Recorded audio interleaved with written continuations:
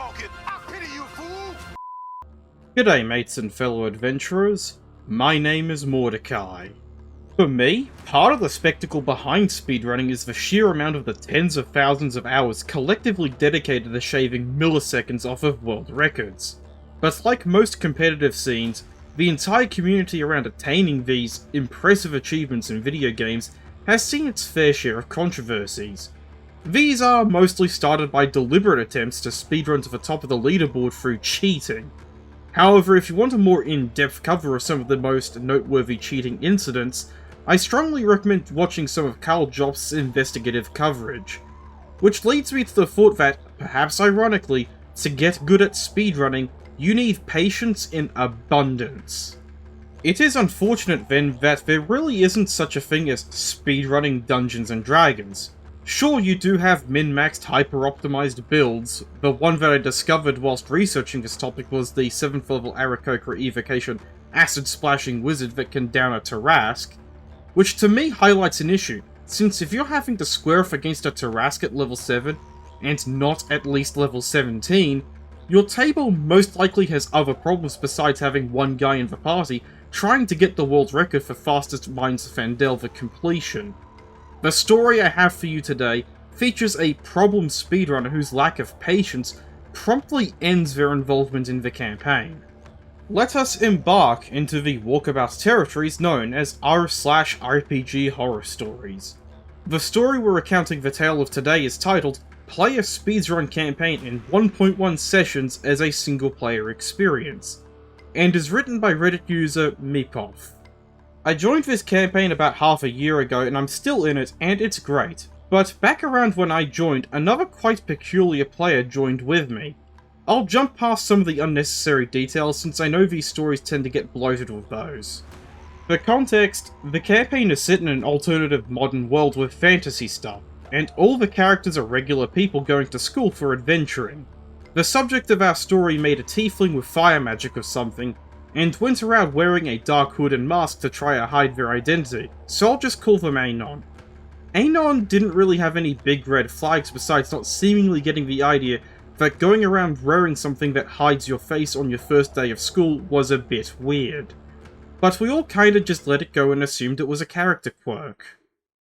For our first session, all of the characters are seated next to each other in some big room for a speech, and they all make some mild conversation except Anon, who gives one single word response and ignores all of the other attempts anyone makes to interact with them. Some big metal worm things fall from the ceiling, and people flee except for one guy who the DM spells out to be obviously suspicious, who stays and watches for a few rounds before leaving.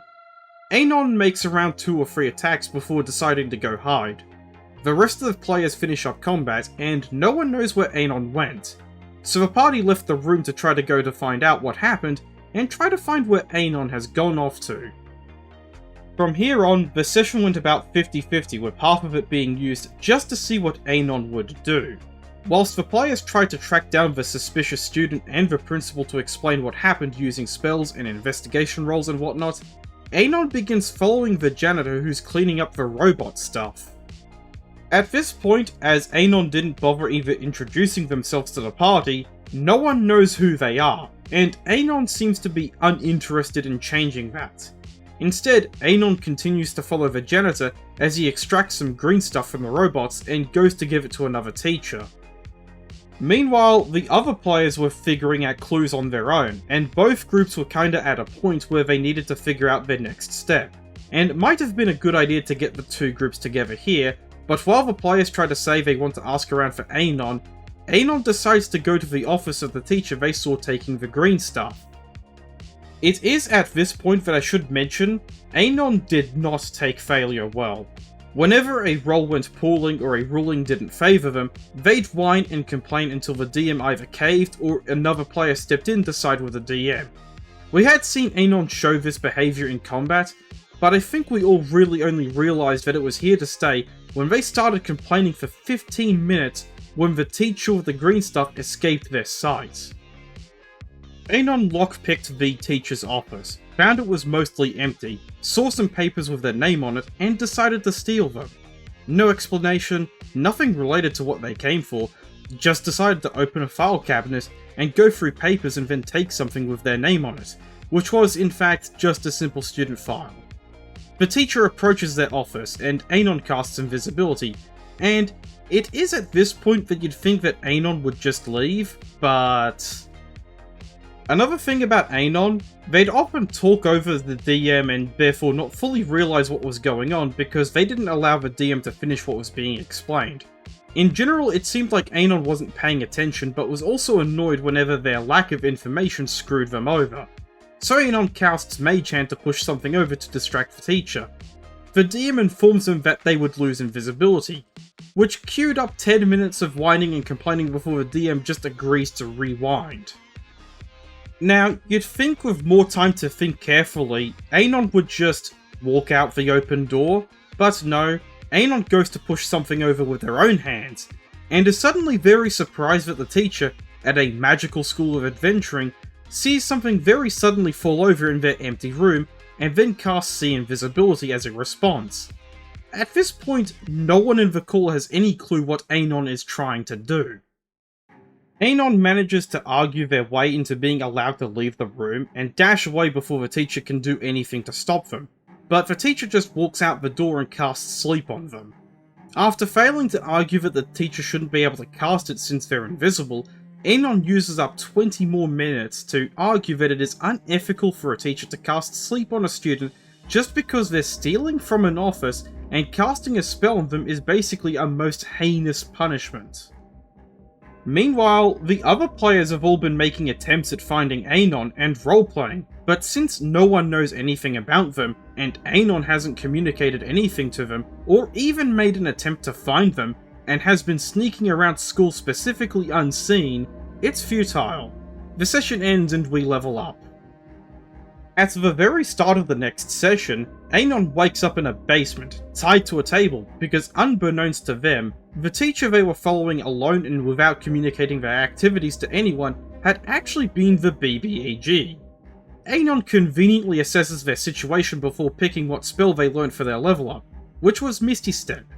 They teleport out of their restraints, hide behind some barrels, wait for the teacher to come and open up the door, and, I mean...